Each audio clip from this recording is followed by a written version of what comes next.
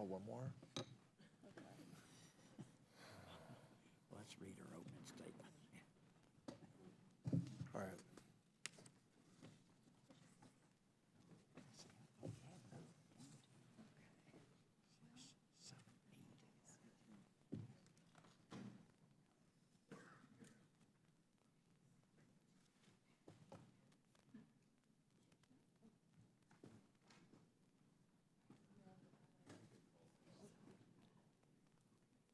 Got 13 here.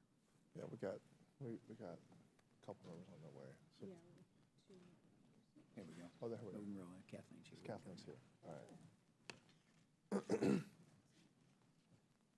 All right. I can go. I call the House Committee on Veterans Affairs to order. A quorum is present. Pursuant to Committee Rule 4 and House Rule 11, Clause 2, the chair may postpone further proceedings today, and without objection, the chair is authorized to declare a recess at any time. There is some important business that we need to take care of before we begin this afternoon's full committee hearing. The resolution is before you to authorize the Women Veterans Task Force, and I urge its adoption. I now recognize Dr. Rowe for a motion. Thank you, Mr. Chairman. I move that the committee adopt the resolution authorizing the Women's Veterans Task Force to March 31st, 2020. All those in favor, say aye. Aye. All those opposed, say no. The ayes have it, and the motion is agreed to. Without objection, the motion to reconsider is laid on the table. I now recognize Ms. Brownlee, the chair of our task force, for 5 minutes. Thank you, Mr. Chairman. I don't need 5 minutes, but I do want to thank you, Mr. Chairman and Ranking Member Rowe, for allowing me to lead this important task force. It's truly been an honor, and I am very, very proud of the work that we have already accomplished over a 6-month time period. We've had hearings, we've had roundtables, we've introduced more than 20 pieces of legislation. We've traveled from Anchorage, Alaska, to my home state of California, to Albany, New York, and truly we are learning a lot and hearing from many, many women veterans across the country. And one thing I can absolutely say is that women veterans are very excited that we exist, and I feel like a magnet in some sense because they all want to come, they all want to express themselves and share their experiences, and I think it's going to be very, very beneficial to this committee. And as we all know, on this committee, there are 2 million living American women who've served in the U.S. military, and their service should be honored with equity and access to health care, benefits, higher education, housing, and other resources. And that's exactly the mission of this task force, is to ensure equity among all of the benefits and services that the VA provides to our women veterans, the largest cohort, the largest growing cohort within the veteran community. So again, thank you very, very much for the honor to chair this endeavor. Thank you, Ms. Brownlee, and we are fortunate to have you lead this effort. I can tell you that I can attest to what you are saying. I've had veterans who've traveled the distance from Los Angeles 2.5 hours to my district, to town halls on veterans, to express issues they want to bring before the commission, before this task force. So there is excitement across this country. It is true. This concludes the order of business for today's business meeting. Without objection, committee and staff are authorized to make technical and conforming changes to reflect the actions of the committee in adopting the resolutions embodying our rules of procedure. Does the ranking member or any other member seek recognition for debate before we continue? If not, without objection, the committee stands adjourned.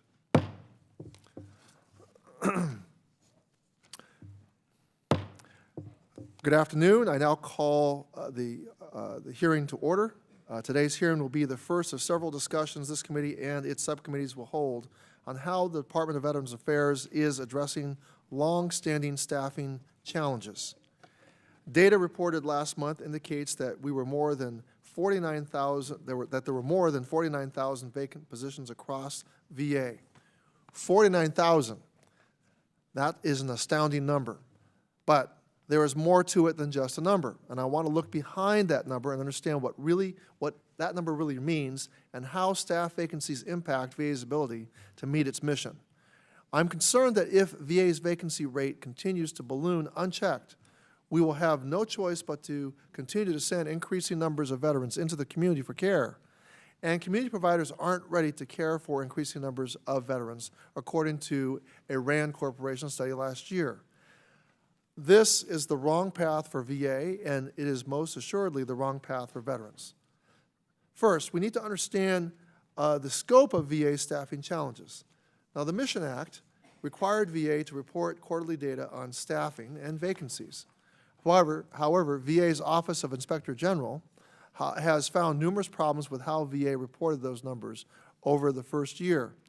VA's data overstated the number of vacant positions for some medical facilities by as much as 20%, and understated vacancies at other facilities by as much as 8%. Now, instead of reporting vacancies by occupation as the law required, VA published its vacancy data as occupational groups. Finally, VA only posted posted the most recent quarter's data on its public-facing website. We still have no idea where the critical needs really were, or whether VA has made progress in filling critical vacancies. I am told that VA has attempted to correct these deficiencies since the IG published its report. Now, second, we also need to know what actions VA is taking to address longstanding staffing challenges and the extent to which VA has made full use of numerous new authorities Congress authorized in recent years. VA was given direct hire authority to be able to bring on staff in areas of greatest need. However, data shows that VA is not using this authority to the fullest extent. For instance, in 2018, VA only hired 38 police officers under direct hire authority, a rate far below than the pace of attrition. We need to understand why VA is struggling to use this and other tools Congress has provided. Now, third, while there is always concern with shortages among clinical staff, the ability to meet the highest standard of care to our veterans relies on more than just having the right number of physicians, nurses, and pharmacists. We also need qualified and well-trained housekeepers, IT technicians, human resources staff, and all of the other occupations that help VA achieve its mission of delivering high-quality and timely care. There are numerous identified barriers and challenges associated with hiring and retaining these staff, but we also need to hold VA accountable for identifying and implementing solutions. It is not enough to say that something is a barrier. We need to understand the extent of the problem as well as develop an actionable and accountable plan to fix it. Fourth, leadership and governance in human capital has been a challenge. This is a common refrain in much of VA's operations. There has been a string of acting and interim leadership responsible for managing human capital for VA and the Veterans Health Administration since 2016. Now, I'm very pleased to have Mr. Sitterly and Ms. Bongiorni here today. Welcome. And I hope that VA will take the opportunity to address some longstanding recommendations from the IG and the Government Accountability Office. As we all know, it is hard to institute change when no one is responsible and no one is accountable. Fifth, there are thousands of dedicated VA employees doing their best every day to ensure that veterans have a positive experience and that they get the very best care and resources. I have had the privilege of meeting with some of these dedicated public servants, and I thank them for all that they do. But while I know that also know that these same staff are overwhelmed, and while they have done more with less, at some point, less is not enough. VA's mission also means doing the very best for its employees.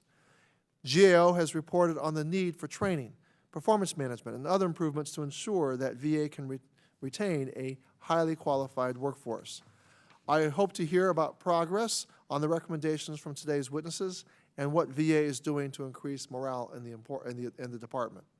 Sixth, it is the concerning effects these vacancies have on the success or failure of billions of dollars worth of technology modernization projects at VA.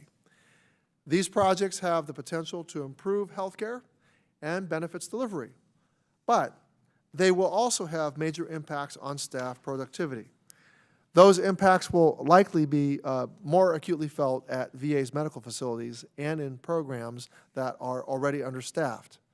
This is a particular concern for the Electronic Health Record Modernization Project, as frontline staff members will have to be peeled away to complete countless hours of training, and some staff members will be removed from service for a month or more to act as super users to help train and support other staff. Now, these are essential activities, but there are questions about how VA will be able to manage these complex IT implementations and training and yet still meet its primary mission while not being fully staffed. There needs to be greater transparency into VA's staffing plan for these IT programs, and I hope to hear about that today. It is my hope over the course of this hearing to gain a better understanding of progress that has been made, barriers that remain, and what VA proposes to do next. Further, if VA really needs additional tools to address these challenges, I hope you will speak up. Please tell us if you need more resources. These challenges are not insurmountable.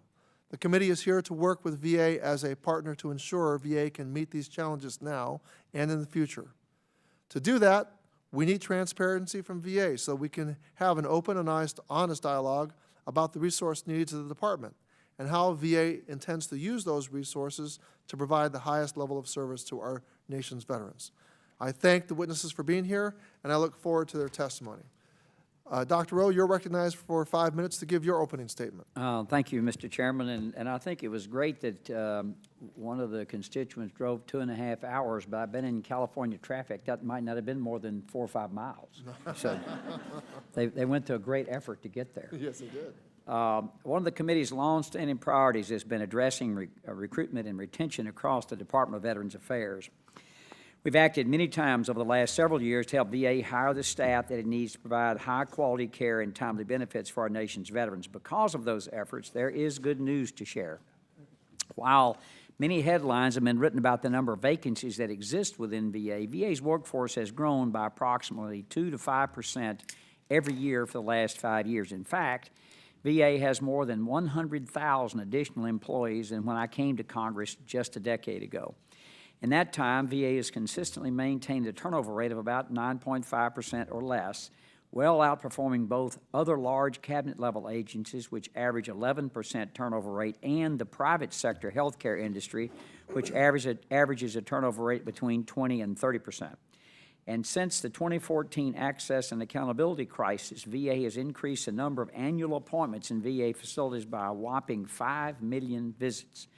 That leads to real-world consequences for veterans who rely on VA for care and benefits that they need to support themselves and their families. Consequences such as better access to care, better patient satisfaction scores, quality ratings, and less time waiting for appointments, for disability claims to be processed, and for appeals to be heard. We should all be proud of those statistics. However, serious recruitment and retention challenges remain for the department.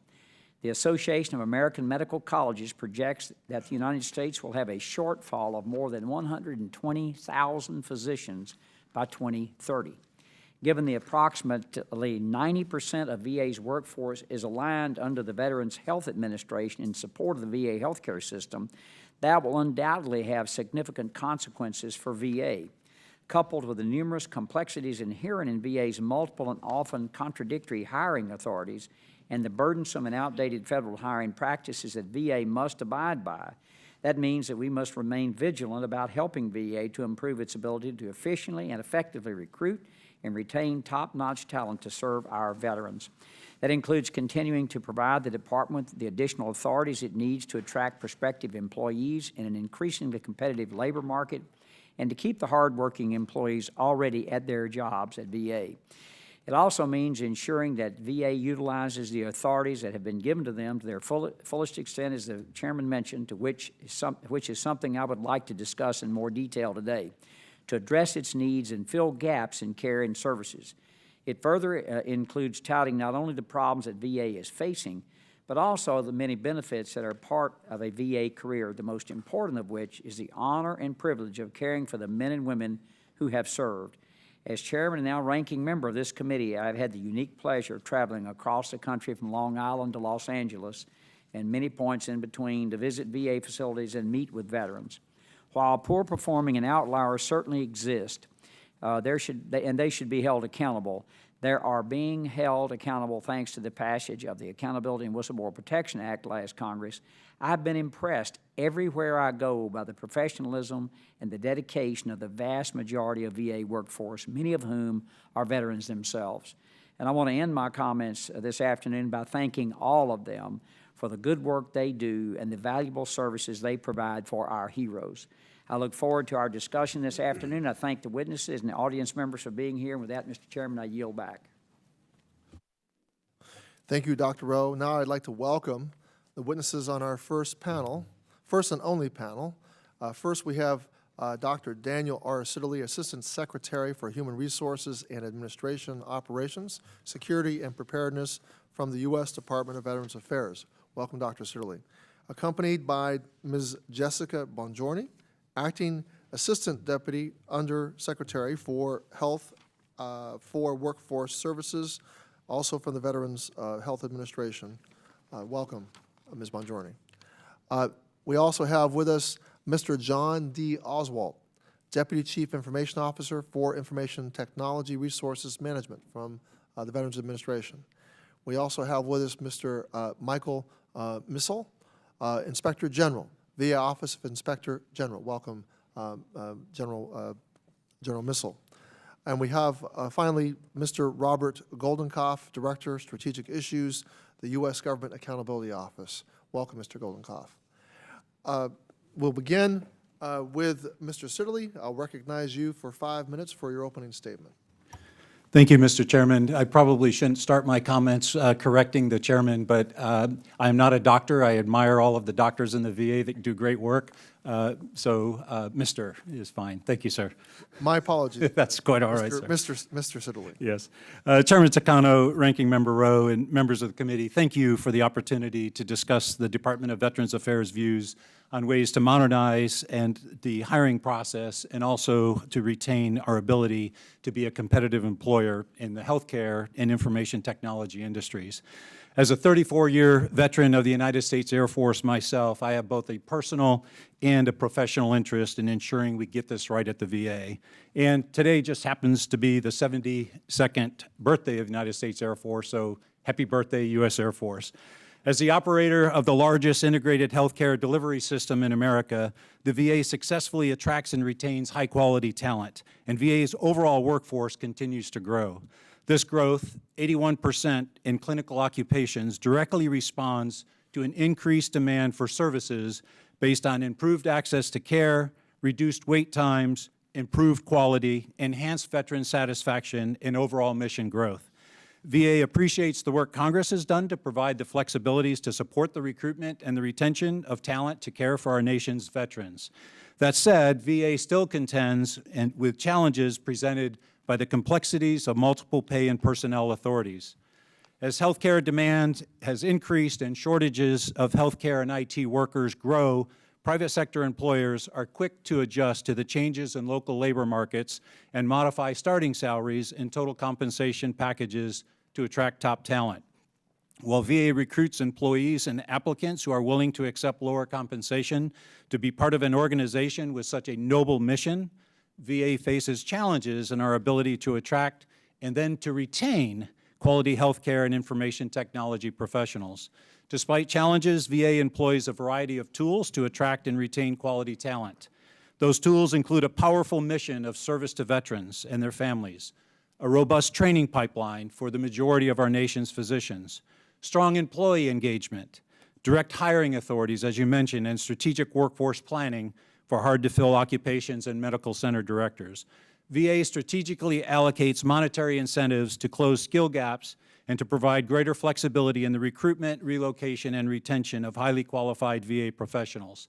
In fiscal year 2018, VA spent more than $50 million on these incentives. VA has also joined efforts with the Department of Defense to recruit transitioning service members. We launched a direct marketing campaign to target medical professions in the military and IT professionals currently transitioning out of the military. VA has also partnered with the Department of Defense to hire military spouses through the Military Spouse Employment Partnership. We made significant progress in filling senior medical center director positions through a vigorous national recruitment strategy. Outcomes show that the VA is on the right track. Veterans are receiving the same or better care at VA medical centers than patients at private sector hospitals.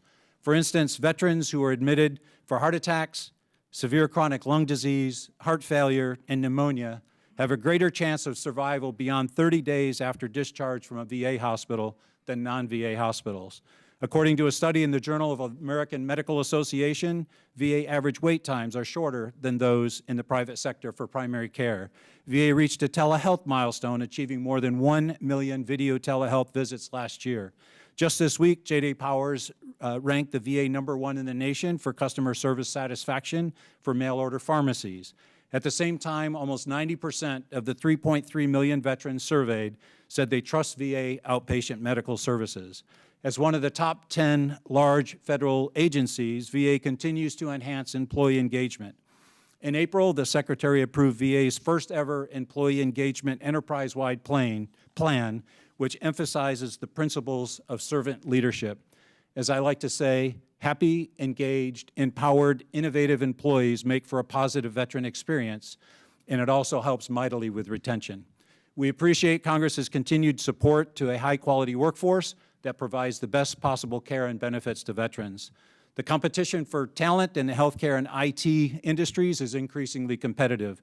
Shortages abound around the nation for both physicians and nurses, and they're projected to increase. And competition for IT talent is tight.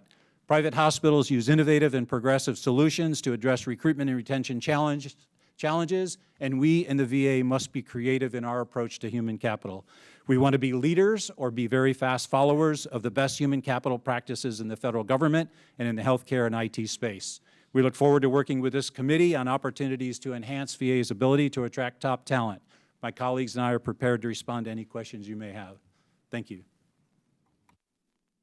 Thank you, Mr. Siddeley. Now, I'd like to recognize our Inspector General, Mr. Missel. Thank you. Chairman Takano, Ranking Member Rowe, and members of the committee. I appreciate the opportunity to discuss the Office of Inspector General's oversight of staffing issues within the Veterans Health Administration. In response to our congressional mandate, the OIG has examined and reported on staffing issues within VHA for the past 4 consecutive years. Our 2019 report is expected to be released by September 30th. We also encounter staffing issues in connection with other work we conduct of VHA programs and processes. We have issued a number of reports with examples of areas where staffing shortages impacted the delivery of care, including at the Loma Linda, Memphis, and Northport medical centers. Although VHA has made some improvements, it continues to face a number of challenges in addressing its significant staffing needs. VA has experienced chronic healthcare professional shortages since at least 2015. The department must enhance its ability to maintain a robust workforce in an increasingly competitive recruitment environment and with anticipated healthcare worker shortages in several practice areas. VA healthcare remains in sharp demand even as community care options are expanded. Since January 2015, the OIG has reported on VHA clinical staffing shortages as required by the 2014 Choice Act. Our 2018 report was the first report that included facility-specific data reported by leaders at 140 VA medical centers. It was also the first report to include non-clinical positions, such as human resources, police, and custodial personnel. These non-clinical occupations affect the ability of VHA facilities to provide quality and timely patient care in a safe and clean environment. The facility-specific results underscore how different the clinical and non-clinical needs are from one medical facility to another. We have therefore consistently recommended that VHA develop and implement a staffing model that identifies and prioritizes staffing needs at the national level while allowing flexibility at the facility level. The data in our 2018 report showed that 138 of the 140 facilities listed the medical officer occupational series as experiencing a shortage, with psychiatry and primary care being the most frequently reported. Of the 140 facilities, 108 listed the nurse occupational series as experiencing a shortage, with practical nurse and staff nurse as the most frequently reported. Within non-clinical occupations, we found that human resources management and police occupations were among the most often cited as shortages. Our 2019 staffing report will have similar findings. Challenges to meeting staffing goals were also identified in our 2018 staffing report. Responses from medical center directors identified 3 frequently cited hiring challenges. First, lack of qualified applicants. Second, non-competitive salaries. And third, high staff turnover. Last year's Mission Act created a mandate for VA to report annually on the steps taken to achieve full staffing capacity and any additional funds needed to achieve that mark. It also required VA to publish staffing and vacancy information and update that information quarterly. The Mission Act directed the OIG to report on how VA can improve its publication of this data. The first required OIG report found VA to be in partial compliance with Mission Act Section 505's requirements. Generally, the OIG found that VA reported its current personnel levels and time to hire data as prescribed. However, staff vacancies were tracked in categories that were too broad to be meaningful, and gains and losses were not tracked according to the law. OIG staff also found the information to not be transparent because VA did not disclose that medical facility vacancy numbers were overstated. The OIG has made oversight of VA leadership and workforce management a priority. Although VA has taken important steps, for sustained improvement, additional fundamental changes are needed. Mr. Chairman, this concludes my statement. I'm happy to answer any questions that you or other members of the committee may have. Thank you, Inspector General Missel. I now recognize Mr. Goldenkopf from the GAO for 5 minutes. Thank you. Chairman Takano, Ranking Member Rowe, and members of the committee, thank you for the opportunity to participate in today's hearing on VA's ability to recruit and retain a high-performing workforce.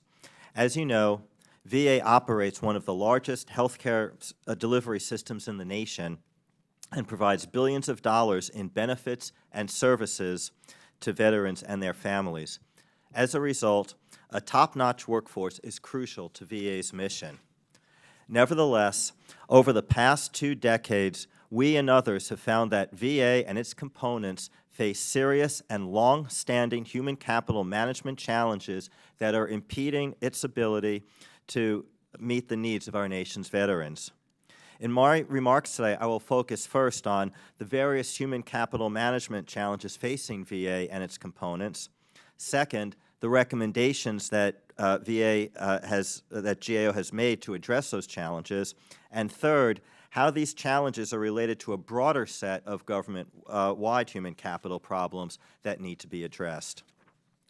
The bottom line is that while both VA-specific and government-wide human capital issues are hampering VA from acquiring and retaining the talent it needs to fulfill its mission, VA can take, and in some cases is already taking, a number of steps to strengthen its human capital management efforts. With respect to VA staffing challenges, we have found them to be systemic, long-standing, and harmful to VA's mission. For example, in May 2019, we reported that leadership turnover impeded VA's ability to address a number of operational issues that we identified, such as managing acquisitions, managing risk, and improving veterans' health care. Additionally, we found that VHA's medical centers have large staffing shortages in such positions as physicians, registered nurses, physician assistants, psychologists, physical therapists, as well as human resource specialists and assistants. And while effective succession planning can help VA ensure it has a pipeline of talent to meet current and future mission requirements, in a forthcoming report, we will note that VA has not produced a department-wide succession plan since 2009 due to leadership turnover. This could be particularly problematic as agency-wide, around 30% of VA employees who are on board as of September 30th, 2017, will become eligible to retire by 2022. Of the hundreds of recommendations that GAO has made over the years aimed at improving the performance and accountability of VA, beginning in 2012, we designated 40 of these recommendations as priorities. 12 of the recommendations are aimed at strengthening VA's human capital management efforts.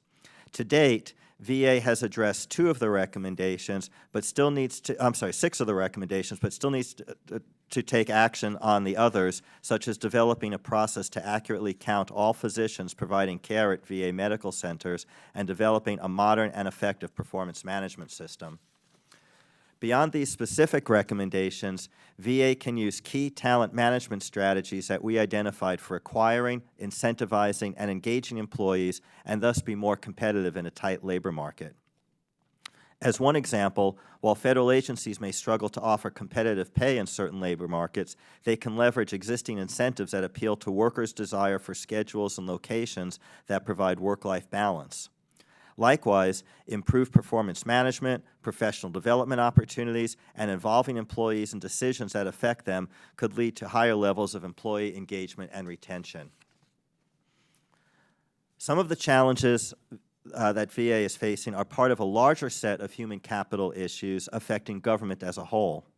Structural issues impede the ability of agencies to recruit, retain, and develop workers, and these include outmoded position classification and pay systems, ineffective recruiting and hiring processes, and challenges in dealing with poor performers.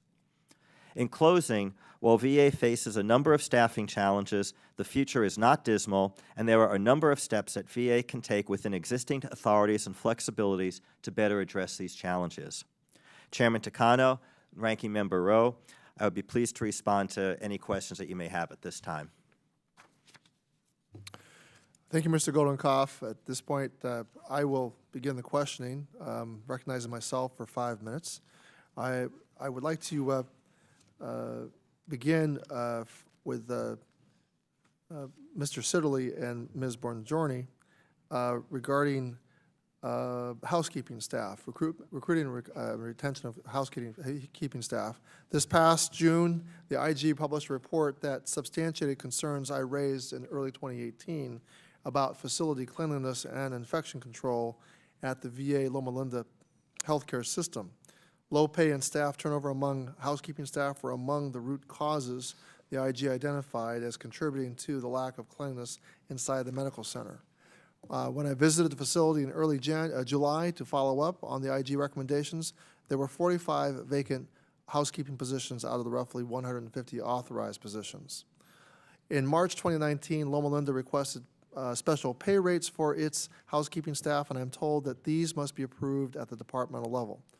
What is the status of that request, if you have that information? Have you approved these special pay rates for housekeepers at Loma Linda? Mr. Chairman, let me start by answering the question, then I'll let Ms. Bongiorni address Loma Linda specifically. But one of the challenges that we have, and we're working very closely with OPM, is delegations of the authorities to allow us in the department to make the changes for special salary rates and hiring reemployed annuitants and some of those. Right now, the position is that we have to go to OPM to provide the data on any occupational series, including housekeepers, to show that the local wages are not where they should be according to the pay tables that we use. So yes, we're working that specific request for Loma Linda with OPM. But every time there's a rate change, we have to go back and do that. And so, as I mentioned, we're working very closely with OPM, and they're very receptive to giving us delegations to allow those special salary rates. Ms. Marjoni, you have something to add to this at all? Yes, just that we are also working to improve our recruitment abilities for housekeeping aides using the flexibilities we created for medical support assistant hiring under the hire right, hire fast approach, where we have hiring fairs and have a standing register of applicants to come through the process. Do you recommend any change in authorities for you in order to make this less cumbersome? Because this is a common refrain across the country. I'm asking every medical facility I go to, and they all indicate they're having issues with house cleaning staff. I don't know that it requires legislation. It's a 5 CFR. It may be an interpretation or it may be the statute. But the more authorities that we have in the department that we don't have to go to OPM for, the more flexible that we can be. That's not just for housekeepers, that's for everything. I'll give you an example. At the senior executive level, we have to go to OPM to get the standards approved by other government agencies. Well, can you tell me how many locations you have approved special pay rates for housekeeping staff? And if you don't have that information, get back to me with it. Yeah, I don't have that information with me, Mr. Chairman. So I understand that the wages for VA housekeeping staff are set through the federal prevailing rate system, which you mentioned through OPM, which may not adequately account for differences differences in pay between custodial staff working in a healthcare environment versus staff working in an office environment. To what extent has VA studied whether reclassification for this occupation is needed? We have studied it, and we agree it is needed. Okay. Also, interesting proposal that I heard from the Brooklyn VA recently. Pay rates are a part of the issue, but really the set-aside for veterans is all they're not proposing to get rid of the set-aside, but maybe if we have a system in place where if they show they've done due diligence in trying to recruit veterans for the set-aside, that requirement after that point maybe become more flexible so they can hire from the general population more easily. What do you think about that? We have 120 different hiring authorities. I would like very much to work with you in this committee and others to streamline those authorities to something simpler than that. We have 60 different pay tables in the VA that every time we make a change to a local salary, we have to update the IT systems to be able to accommodate that. I would be willing to work with you to have a simpler HR system in the VA and across the federal government. All right, thank you very much. My time is up. I'm going to recognize Dr. Rowe for 5 minutes. Mr. Chairman, I'm going to wait until the end. I'll need to be here for the whole hearing, so I'm going to wait and ask questions till it's over, just so the other members may have somewhere they need to be. All right, thank you, Dr. Rowe. I should have done that. All right, go ahead, Dr. Dunn.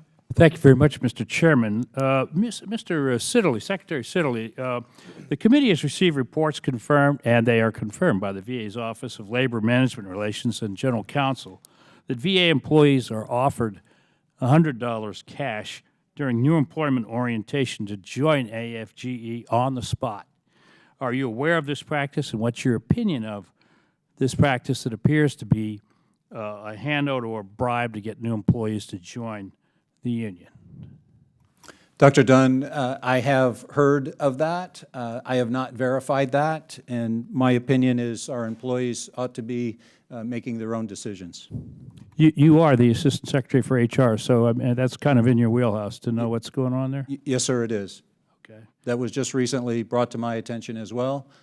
My opinion is that our employees ought to be able to decide on their own. I look forward to hearing back from you. Yes, sir. Also, Secretary Siddeley, what, if any, is there a practical reason for the provision in the current collective bargaining agreement with AFGE that only allows an employee to leave the union and stop paying dues in a very narrow window of time each year that's unannounced and has automatic re-enrollment if they miss that? Is there a practical reason for that?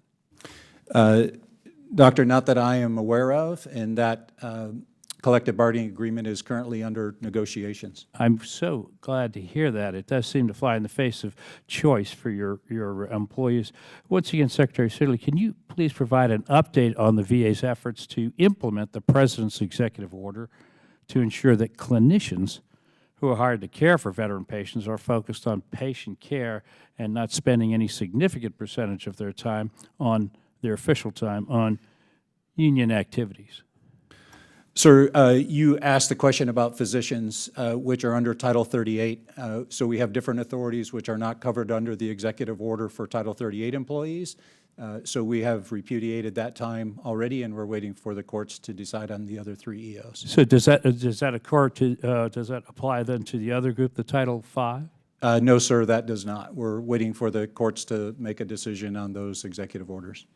So hypothetically, how much money would it save the taxpayers if we did have full implementation of that executive order? 'Cause, you would have clinicians that were doing clinical work, or you wouldn't have to hire so many clinicians. In that case, I assume there's some savings. Have we calculated that number? We have done some sort of back-of-the-envelope math on that, Dr. Dunn. Yeah, are So you able to do it's that? several millions of dollars. Several million, excellent.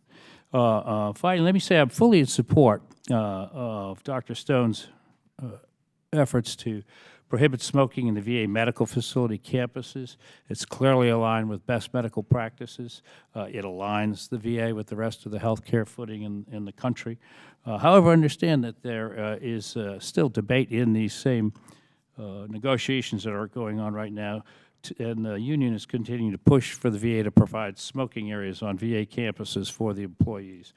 Can you give us an update on the VA negotiations with the unions on that front? I cannot give you an update on the negotiations, sir, but we have implemented no smoking across our medical campuses currently. So it's currently the rule that there's no smoking on the VA campuses? Yes, sir, that is correct. That's good. Well, that's a lot like all the hospitals that I ever worked in. Appreciate your time. Thank you very much, gentlemen, for the service to our VAs. They certainly deserve our very best efforts. Mr. Chairman, I yield back. Thank you, Dr. Dunn. I now recognize Ms. Brownlee for 5 minutes. Thank you, Mr. Chair. Thank you all for being here. And Mr. Sitterly, you've been with the VA now for maybe 9 months or so? Yes, ma'am, that's And you correct. came from the Air Force? I did. So no previous jobs with the VA other than this one. So when you arrived, can you just explain to me or describe to me what your assessment of the department, where you thought, where immediate improvements have been, and then talk a little bit about some of your successes in your short tenure? Yes, ma'am. Thank you for the question. I appreciate that. I think that my immediate assessment was I was shocked to find out how many veterans were enrolling in the VA today, despite the fact that we have the smallest military that we've had since World War II, with the exception of the last couple of years where the end strength has increased. So my immediate question was, why do we have so many people enrolling? So the answer is that access standards are better than they have been. Care standards are high. People want to come to the VA now to receive their care, present company included. When I retired several years ago now, I didn't have a disability, or I didn't apply for a disability, so there was no reason for me to go to the VA. Since I've been at the VA, they have some wonderful services for me, for veterans, outreach, that I was not aware of. And so that was my first aha moment, is that we need to do outreach, and we're doing, under the leadership of Dr. Linda Davis, a tremendous job outreaching to our veterans who we haven't had enrolled in our facilities before. I was thinking more along the lines Yes, ma'am. of HR. Okay, so the thing that sort of shocked me, and the thing that Secretary Wilkie asked me to look at as my #1 priority, and the thing that best addresses the reports of the IG and of the GAO, is that we don't have a manpower position management model by which to assess our current vacancies. I have been engaged for the last 9 months, and the chairman asked who's accountable for this, and I will tell you, ma'am, I am accountable for this, in putting together a position management system in which we can track the vacancies across the VA. When we talk about 50,000 vacancies, we have to qualify that number many different ways to assure that we know what we're talking about. For instance, with a 9.5% turnover rate across, let's just use 400,000 employees for simple math, That's about 9,500 positions that we have turnover every year times 4, and if it takes 90 days to hire, that's 10,000 vacancies or so that will always be vacant because of the turnover rates that we have. When we look at the growth of the VA, 2 to 5%, as Dr. Rowe indicated, 100,000 people in a decade. Over the last 5 years, we've gone from 315,000 to 387,000, and if Congress approves the President's budget this time, we'll be to 393. So we continue to grow our capacity, our capability in all of the services that we provide our veterans. It is growing exponentially every day. But we can't count the number of vacancies we have? So we started by looking at our as-is by facility when we started this journey just before I got here. We have an IT system that we have to get on track to allow us to put the right data. And I understand there's a lot to get Yes, ma'am. to improve upon these things, but just the real problem from your perspective, first 9 months, is we have no way of counting the number of vacancies. We have no way of verifying the exact requirements and then keeping a person tied to a position versus a person tied to a personnel system. And so it's my responsibility, and I will put into place business rules where our 6,000 HR professionals across the VA have certain things they can change in a position and certain things that they can't. And Okay, thanks. Yes, ma'am. I have limited time, so I just want to ask either Mr. Missel or Mr. Goldenkopf. I'm not sure which one of you can answer this, but I know in the Inspector General report you talked about their portions. There was reporting mechanisms required within the Mission Act. You talked about the fact that that was partially executed or executed in a way that was in larger categories, so therefore you couldn't kind of get the exact count. Am I correct on that? That is correct. Okay, so there was something that was required in the Mission Act to address this issue that you're raising, but yet the VA's not doing that. So my time has run out, but I would certainly like to have an answer. Lee? Mr. Belarakis here?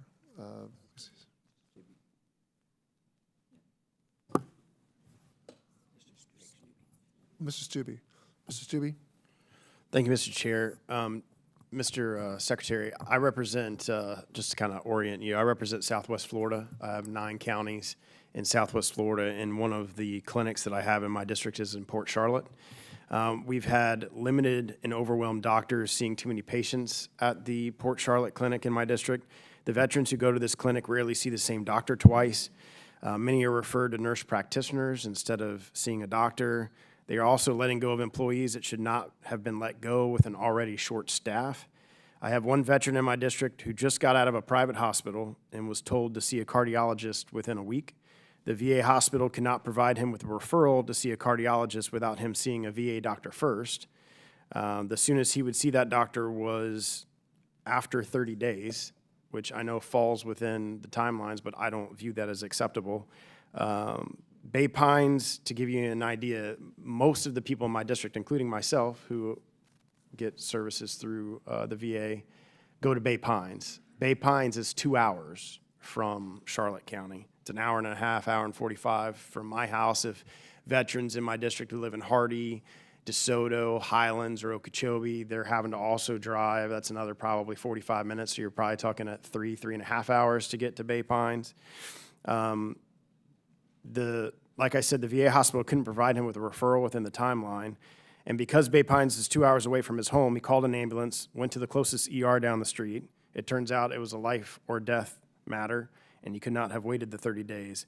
This is a situation for many of the veterans in my district. It's a situation that I have faced personally. The clinic that I'm assigned to is in Manatee County, which is not in my district, but it happens to be the closest clinic to my residence, and same scenario.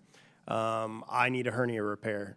You go to a doc, you see your primary care guy, which, maybe you can get in within a 30-day period of time to see your primary care guy, which it may be the same guy you saw a year ago, probably not, to then get a referral to go to Bay Pines, which is then going to take you another 30 to 60 days to get somebody that you don't know who you're going to see for the first time. So this is a situation that I've personally experienced, many veterans in my district have experienced. We have a very large veteran population in my district. It's Florida. Everybody likes to come and retire to Florida, especially Southwest Florida. So we have a very large veteran population. The clinic in Port Charlotte's understaffed, which is the one in my district. What do you suggest that these veterans in critical conditions do in the meantime? And is there any plans to fully staff at least the Charlotte clinic? So thank you for your service. I'm not familiar with the staffing issues that you have there, and I'm also not the expert on Mission Act and the decision support tools and community service opportunities that our veterans have. But I would gladly like to visit there with you to talk about the staffing issues that we have and to get our arms around exactly what it is that we need to do to take care of our veterans. So how soon would you be able to meet to discuss these issues? The week after next? Can you, I have a staff person here, she'll follow up with your office, because I was supposed to meet with Secretary Wilkie, was it tomorrow? And he canceled, so, to discuss these issues and many others. So if Happy I to could come meet over and with talk. you Yes, sir.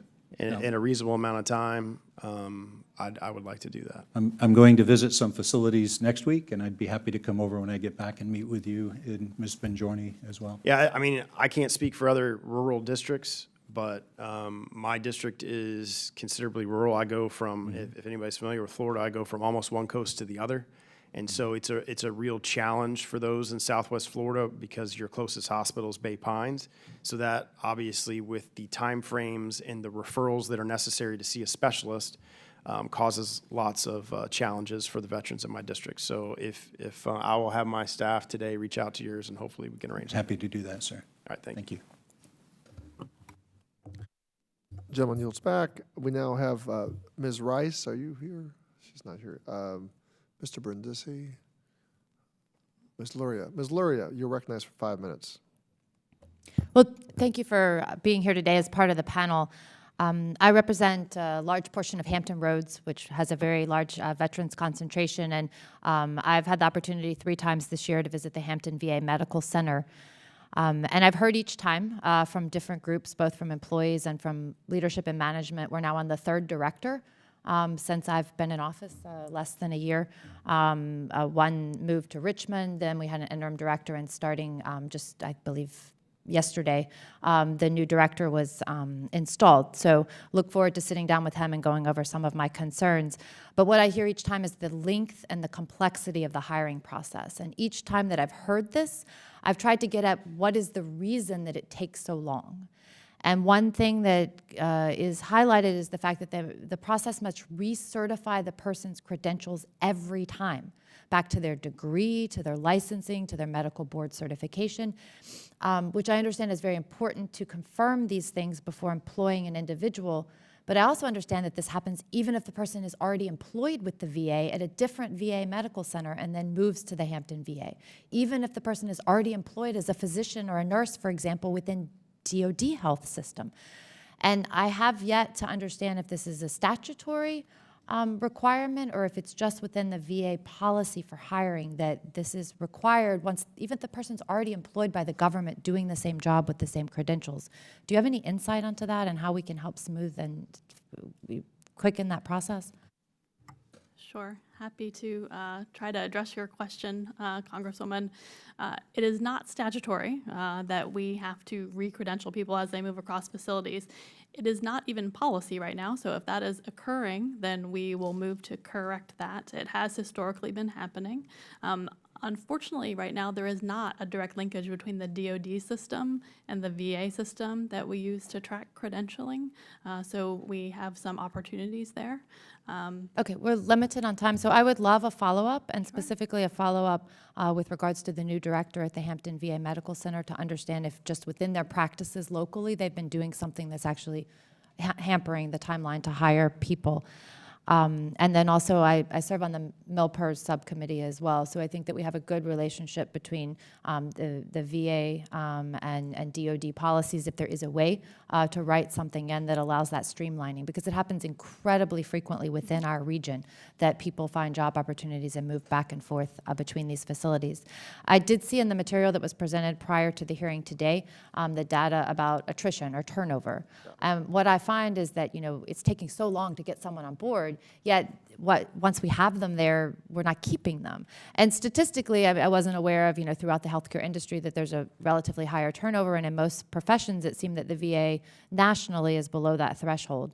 But I do find that, specifically within our VA medical center that I've had the opportunity to visit, that there are a lot of morale problems and challenges for employees, a lot of employees who feel like their concerns are not being adequately adjudicated. And what do you have in mind to just improve retention? Because it could nationally meet a threshold that's better than the rest of the industry, but certain VA medical centers, and ours does rank in the bottom 30 in the country, statistically. Do you have any programs to improve that and to retain good professionals who we have already on board? Thank you for that question. Actually, as you look across the entire VA enterprise, there are different issues that we have at different facilities based on where you are, and it's not all monetary incentives, as you know. So one example is in our all-employee survey, we determined that for physicians who have trainees and residents, that they're more likely to stay than those that don't. So we're looking at our program to make sure that we have teaching opportunities because that will directly impact retention. A non-monetary incentive, ma'am, since you're on the Armed Services Committee, you understand that the DoD has the very best parental leave policy in the entire federal government for those in uniform. For federal employees, we get 0 parental leave for federal employees. I would like very much for the VA to be a pilot, to have the same authorities that the Department of Defense has for parental leave, paid parental leave. I think with 85,000 nurses, most of whom start their careers, if they're in our intern programs young, that would be a great incentive for retention as well. As we look across some of our other authorities that we have, retention obviously is important to us. But the statistics you have to look a little closer at. When we look at the quit rate, we're at 3.3% for nurses this year, and over 4 years, that quit rate has been decreasing. Same thing for physicians. So when we look at the turnover rate, a lot of those are voluntary retirements, those are voluntary going to another facility, but our quit rates are actually extremely low, and they're at a 4-year low. So our retention, frankly, is doing well. But again, as you go across the enterprise, it does vary greatly location to location. Yeah, thank you. Mr. Banks, you're recognized for 5 minutes. Thank you, Mr. Chairman. Ms. Bongiorni or Mr. Sitterly, how many different hiring authorities does VHA have for Title 38 positions, meaning medical positions? Well, underneath Title 38, we have pure Title 38 for a smaller number of occupations, and then we have hybrid Title 38, which has elements of Title 38 and Title 5. So 2 primary hiring authorities, but then we have a variety of other special authorities and carve-outs within that allow us to follow different rules. So the answer is several, Yes. but there's not a specific answer, but several. Maybe you could provide the committee with a chart of what those Sure. authorities are.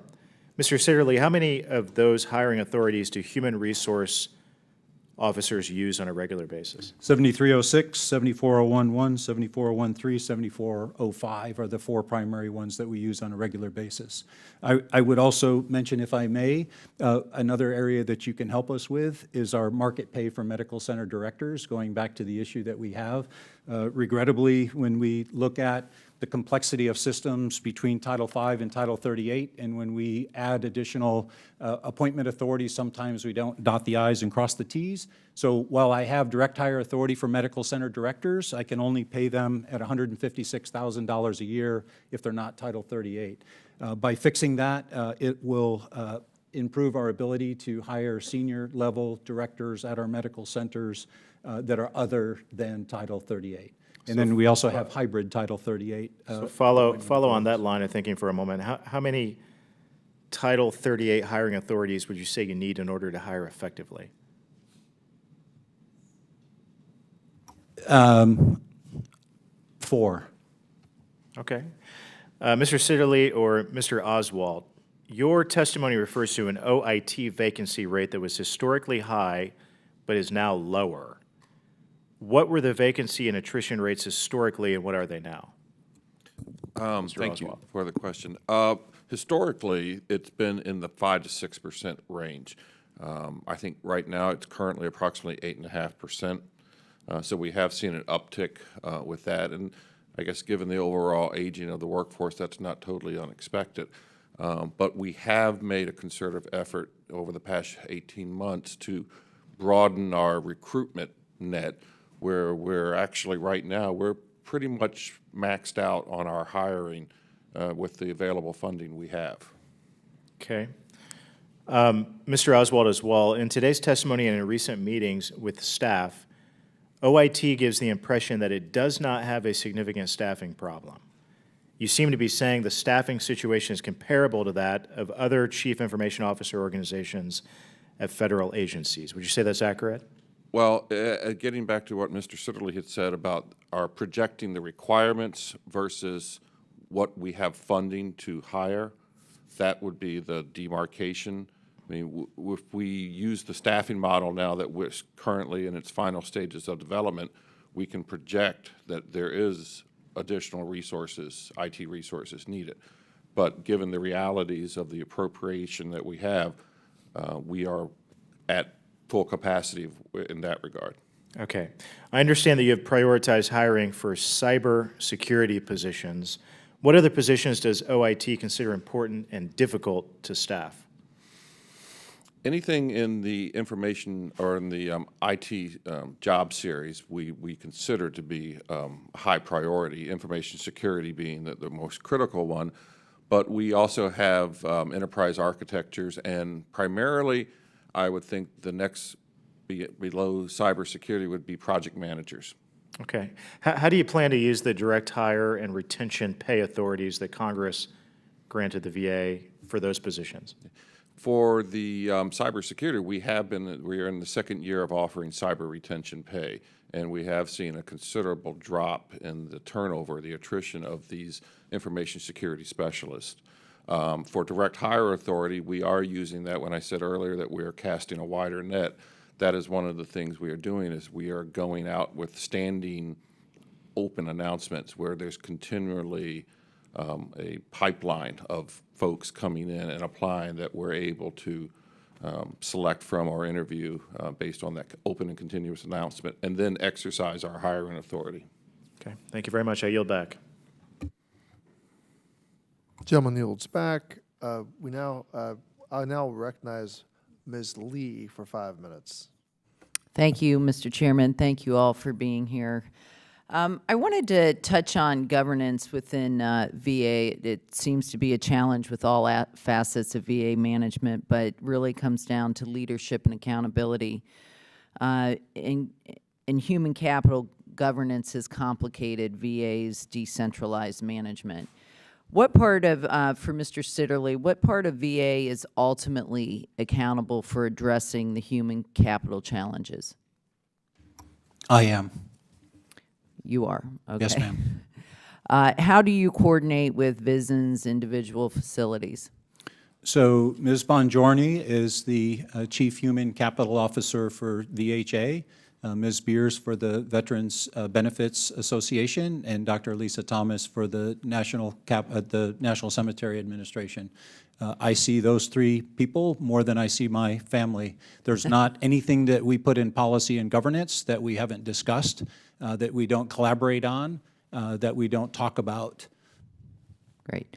Mr. Goldenkopf, I wanted to ask you, there's been some leadership turnover, and how has that, and challenges, how has that affected the VA's ability to make sustainable improvements in human capital management?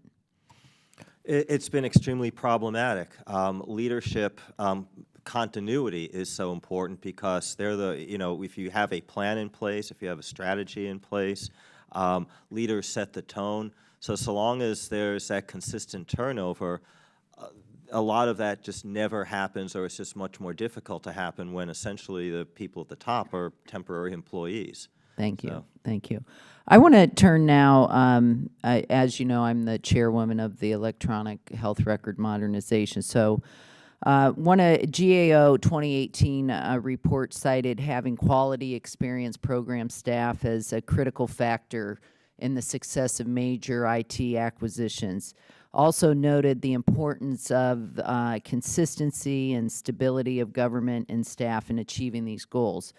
Mr. Oswald, what specific steps has the VA in the Office of OEHRM taken in furtherance of these critical factors?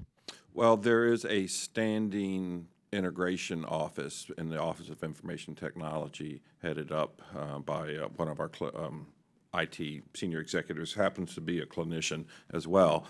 So there is a constant ongoing dialogue there.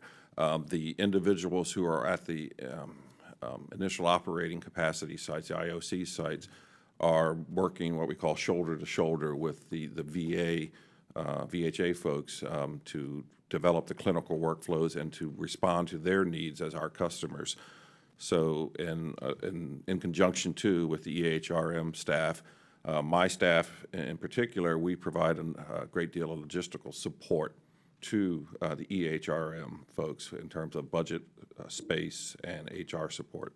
What percentage of the OIT staff's assigned or tasked with the EHRM project? Do you have a percentage? No, ma'am, I don't, but I'll be able to get that back Can you to get you. that for me? I'm just sort of, obviously, the concern with supporting your ongoing IT as well as this enormous oncoming project and the stress that it puts on your IT personnel, and obviously with your vacancy rate as well, it's a big concern as we move into the implementation to make sure that we're moving forward to that. Do you know what the turnover rate for your IoT personnel is, and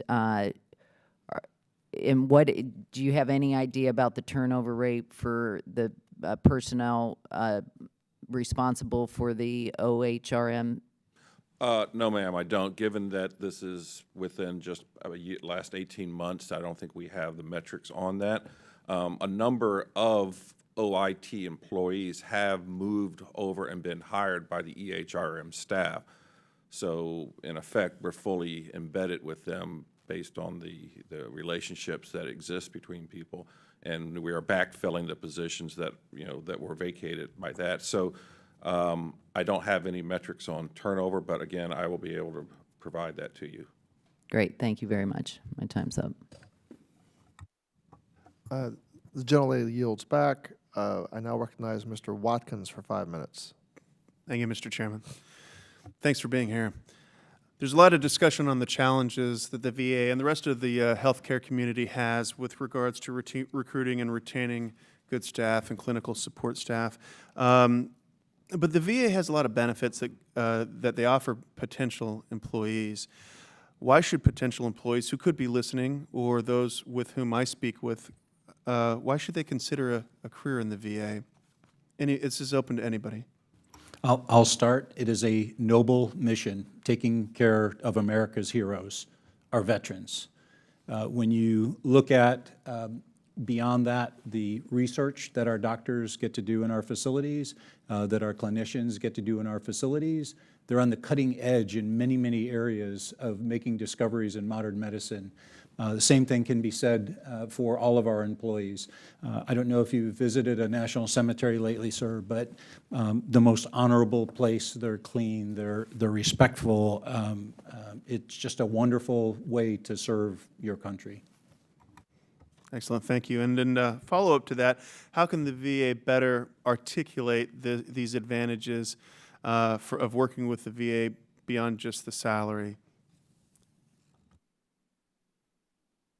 So I would say we have a lot of great resources out there that we use in our marketing materials to candidates when we're reaching out directly to providers to try to convince them to make the switch to come over to VA. So we offer such things as our better quality of life.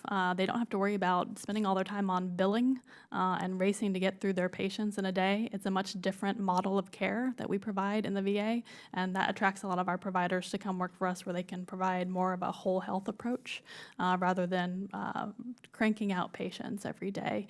Our website, VA Careers, offers a lot of information about our monetary and non-monetary benefits as well. And I would add, sir, that 60%, approximately 60% of IT employees are veterans. So to echo what Mr. Siddeley was saying, veterans serving veterans is a belief, core belief we have. I would think too, and this is just pure speculation on my part, that increased outreach for transitioning service members is a noble and lofty goal that I think, you know, I mean, you have people who from day one are dedicated and ready to work. Excellent, thank you. The Association of American Medical Colleges projects that the U.S. will have a shortfall of some 120,000 physicians by 2030. What can Congress do today to ensure that the VA can effectively recruit highly qualified doctors despite this shortfall?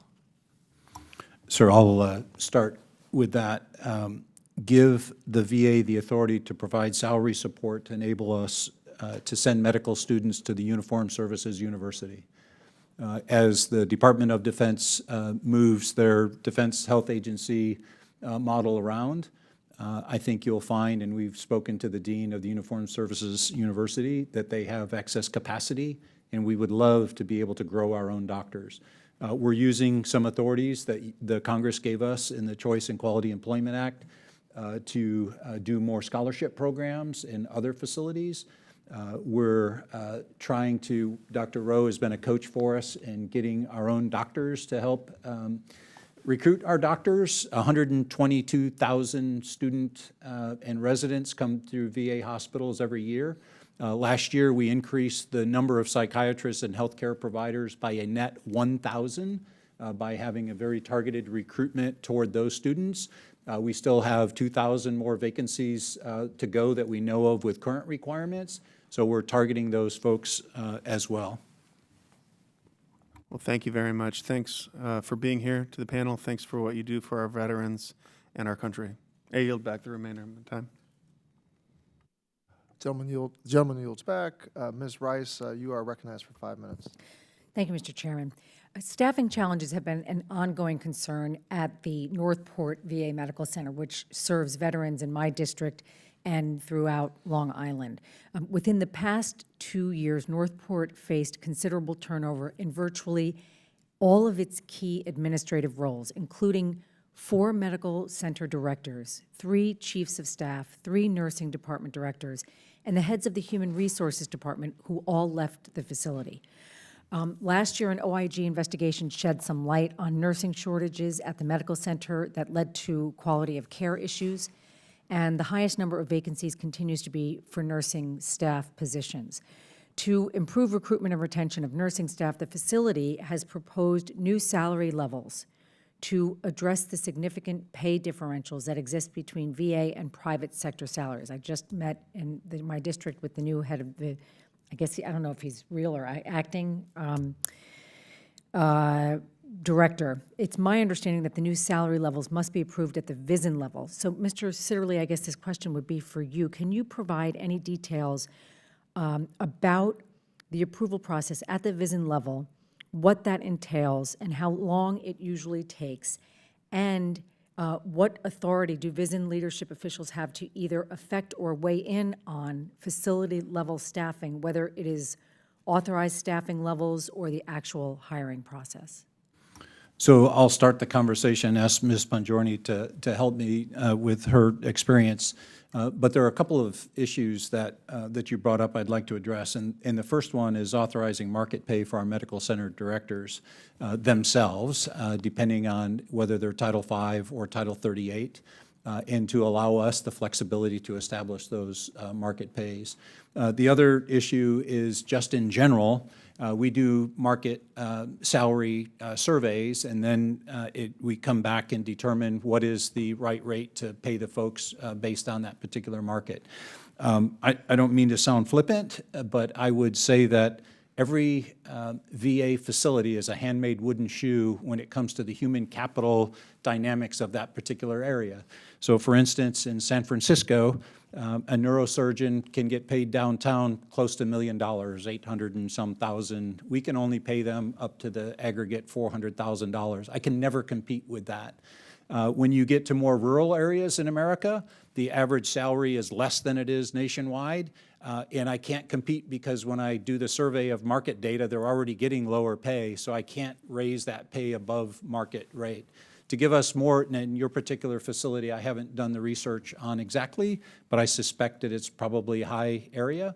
And so we don't have to have any additional authorities in order to set those pay rates. But what we have to do is continuously do the market surveys to determine what the local pay rates are, and then they have to be approved through the chain to offer those salary rates. I'll let Ms. Bongiorni add to that if she wishes. For nurse salary rates in particular, those go through the VISN, from the facility to the VISN, and then from the VISN up to my office. For Northport in particular, we are working with them to make sure that those get processed in a timely fashion. We have moved to a model of having compensation managed at the network level to make sure that we're looking across the entire market and setting pay appropriately. We do still have some challenges in that even when we look at the market and see that we need to make a change, there are caps within statute that we cannot go over, even if the market indicates it. Well, I mean, I think we have to address this issue because I agree with you that we are not going to, the federal government is not going to be able to compensate people at the level that they get in the private sector. But if it means us acting to raise those caps, if that's where the authorization comes from, that's what we have to do. That is what, because this is not just a morale issue, although it certainly affects the morale of the employees. This is are the veterans getting the kind of health care that they deserve? And the answer is, in some instances, no, and it should never be because we're not paying people enough money to get them to come. So, Mr. Missel, this question is for you. There has been, well-documented significant leadership turnover and vacancies at VA over the last few years. We see this happening not only at the facility level, as I just talked about, but department-wide. In your view, how has this affected VA's ability to make more meaningful progress towards addressing outstanding recommendations from OIG and GAO? And I think it's important to kind of frame this in by mentioning a comment that the president made himself, that he actually likes the flexibility that keeping people in acting positions gives him. But we all know that that is not. First of all, I don't agree with that. I mean, they should be approved through the process, and you shouldn't have an agency like the VA being constantly run by someone in an acting position. But in your opinion, how has that affected the ability to get the kind of changes that we're talking about done with people who are who are actual employees who are doing the grunt work? I've had the privilege to be the Inspector General for 3 years, 4 months, and 16 days. And in that time, I've served with 5 different individuals who've been the secretary and an almost equal number for undersecretaries of health and other senior positions. And it is very difficult for those people, if they're in an acting position, to present their vision for what they want to do to get the respect of the staff as to following what they do, and almost as importantly, having a leadership group who work together well, who communicate, because in any large organization, it's not going to be one person or 2 people, it's going to be a number of different people who are leading. And if they don't have experience working together, it makes it that much more challenging. I mean, I think this is an issue that my time is up, but I think this is, we need to communicate that acting positions and this kind of turnover are not helpful to the efficient running of an agency as important as VA and helping our veterans. So thank you, Mr. Chairman. I yield back. Thank you, Ms. Rice. Mr. Sablan, you are recognized for 5 minutes. Thank you very much, Mr. Chairman, and good afternoon, everyone. The VA acquired HR Smart, this new software for human resources management, in 2016. And in December of 2017, VA began working on a department-wide position management cleanup in HR Smart. But according to the Inspector General, VA has yet to complete this position management cleanup nearly 2 years later. Therefore, discrepancies exist between this number of full-time employee equivalents authorized at VA medical facilities and the number of positions appearing in HR Smart.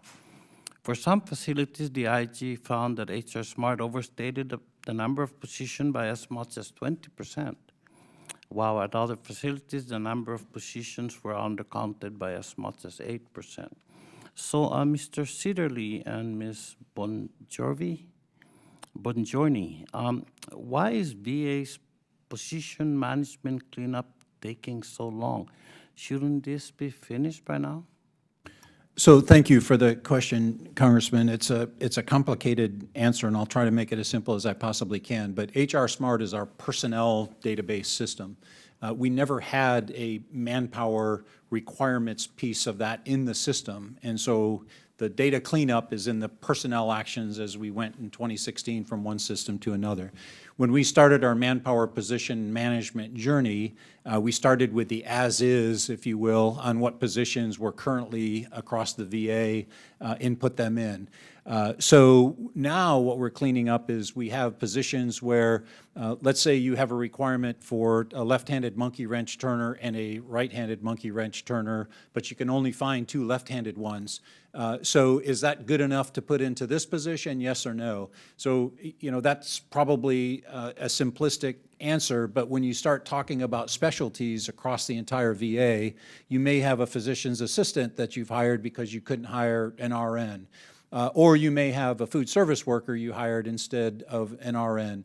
And so as we get to the position management across the entire VA, understanding the metric that we need to be able to assess and then to surgically input where we need recruiting, retention, and relocation bonuses, that will better help us define where those requirements are. That still doesn't answer my question of why it's taking so long. So we have to, HR Smart, sir, will require. Who decided to acquire this software or whatever it is? I can't speak. That decision was made probably in 2015. It came on board in 2016. But we're adding new capability to the system every day. Not all of it is rolled out as I would like it, but we're adding the opportunity for us to track our residents and our students, and we'll be able to do that soon so that we can better recruit them. We'll have them in a database system, our employee relations. So we're continuing to build out that system. And I also have to tell you that productivity standards for the VA is not something new. We've always had them, and we have about 40% of everybody now that meets some sort of a manpower determinant. But to put the business rules in place and to get each of those positions into the IT system is what we're working on now. Yeah, I don't think it's easy, but I think it's necessary that it must be done because, you know, you need the data and to make good decisions. And, yes, sir. So, Mr. Misal, does the department's explanation seem reasonable to you? What were just answered? Should it take 2 years for VA to complete this position management cleanup?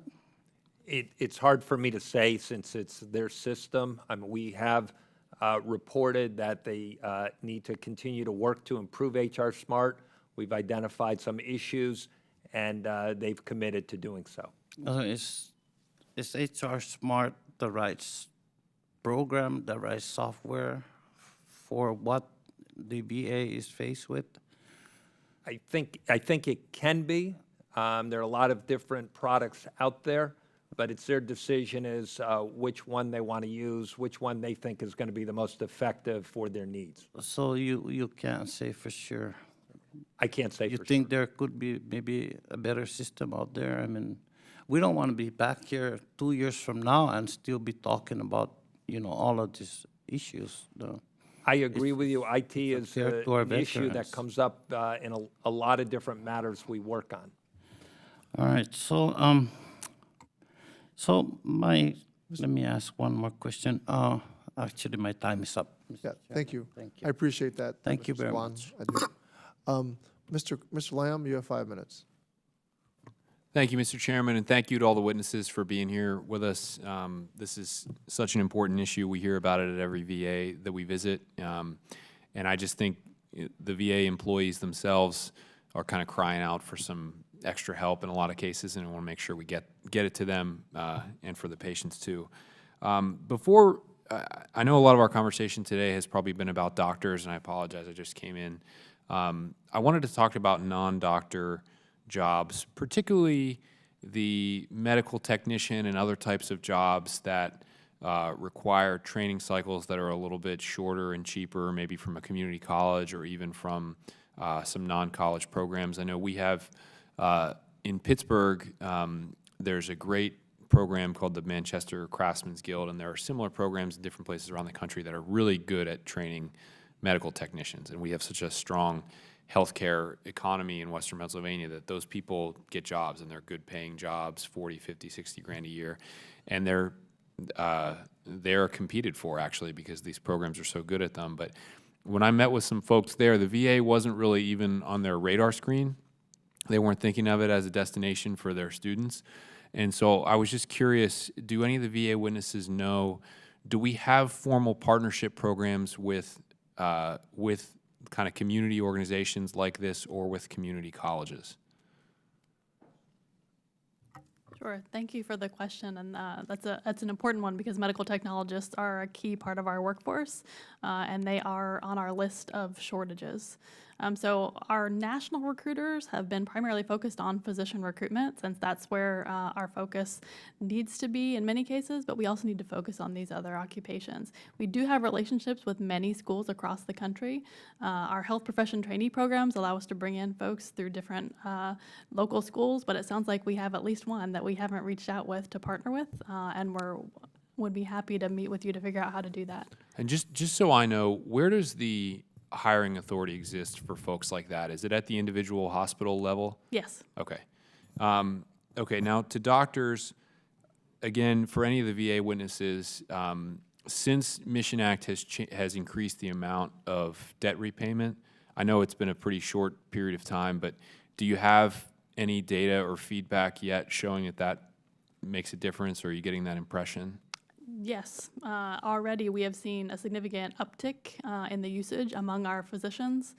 The average award amount has gone up significantly since the Mission Act passed and we were given more authority. That's great. And did it go overall from, what, 140 to 200? Was that 200, it? Or? yes. And so our average award amount was around 77,000 prior to Mission Act passing, and now it's up to 113, 115,000 on average. Okay. And what commitment are we asking people to get the full reward?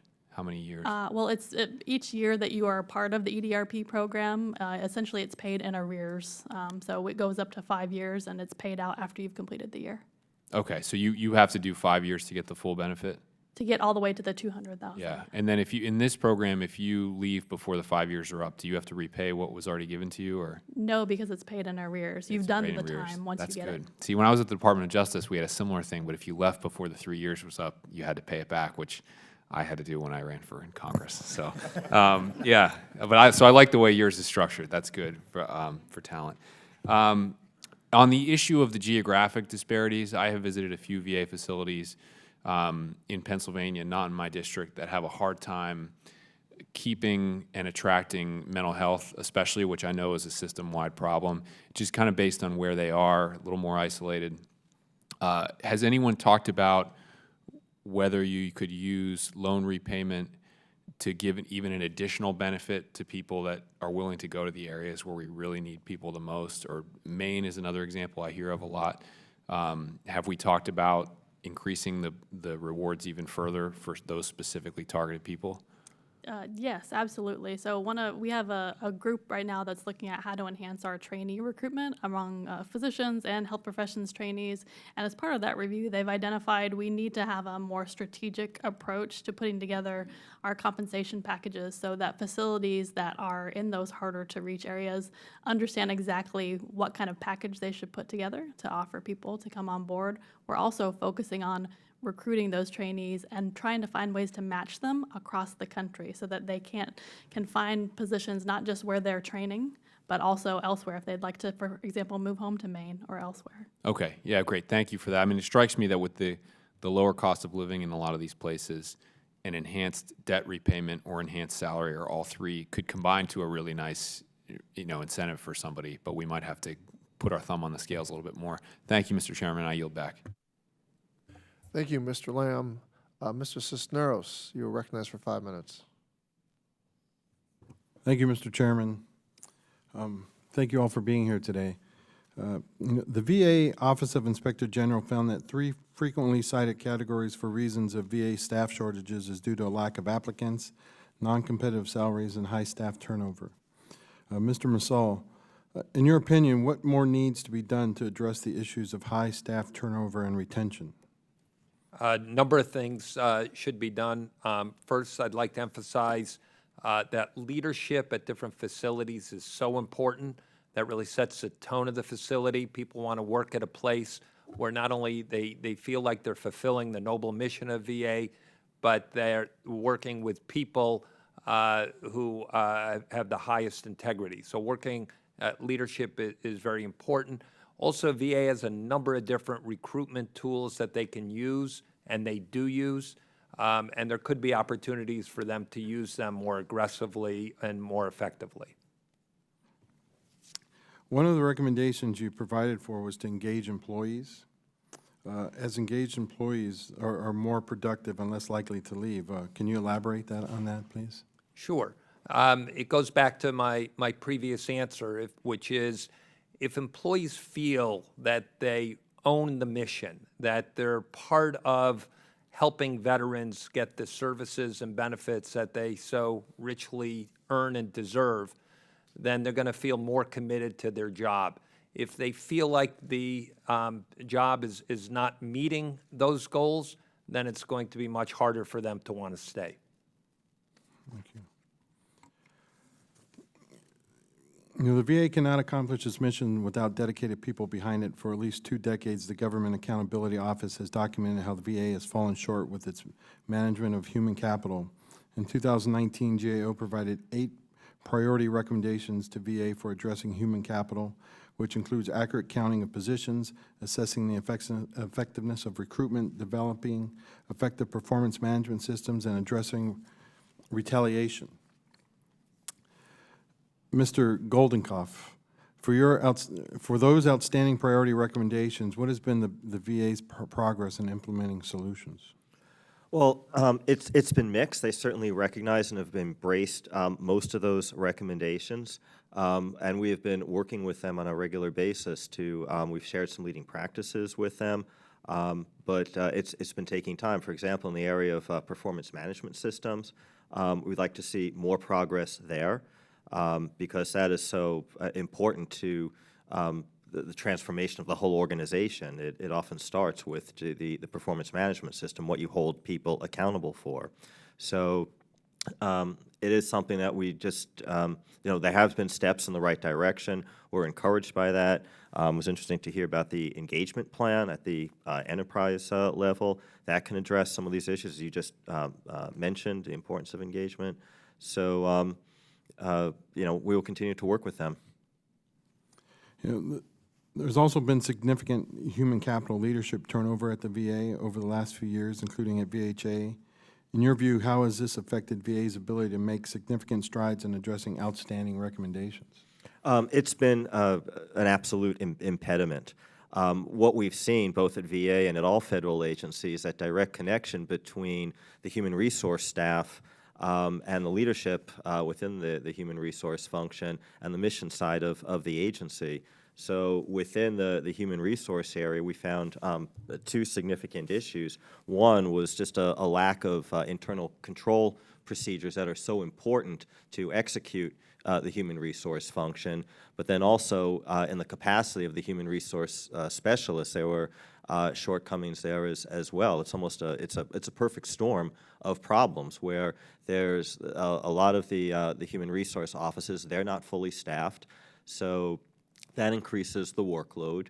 That creates burnout and engagement problems, which increases turnover, which increases workload. And so you can see it's a non-virtuous cycle. So it's so important to start, with the Human Resource Office because what they do is so important to everything else that the agency does.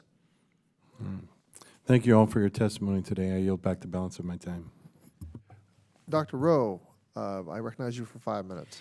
Thank you. Mr. Sidley, I was having a really good day today. You mentioned the birthday of the Air Force, and I realized I was older than the Air Force. Messed up my whole day. Sorry, Doctor. A couple of things. One, the VA is out competing in a market across the country for very skilled people. There's a hospital in my region that has 100 openings right now. Every single police chief and sheriff I've talked to in my district cannot find enough people to work in the police area, in law enforcement. So the challenge you face is a nationwide challenge both in and outside the VA.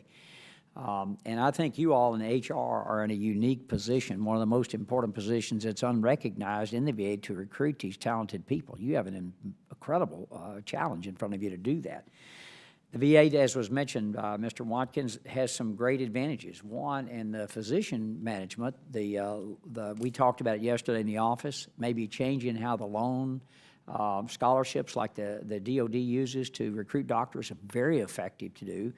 80% of us at some point in our career go through a VA, spend some time at a VA hospital during our medical training. So you have a chance to interact and show them the VA, how this would be a great place to work. We mentioned our local hospital system, the last 2 years of nursing school, paid the tuition, books, and fees, and a small stipend, and we were able to retain nurses. They stopped that program, and lo and behold, we didn't have enough nurses. So those things are huge for young people now because of the student loan debt that they're facing across the country, 1.6 trillion student loan debt. So we have advantages, and there are obviously some challenges. Geographic were mentioned.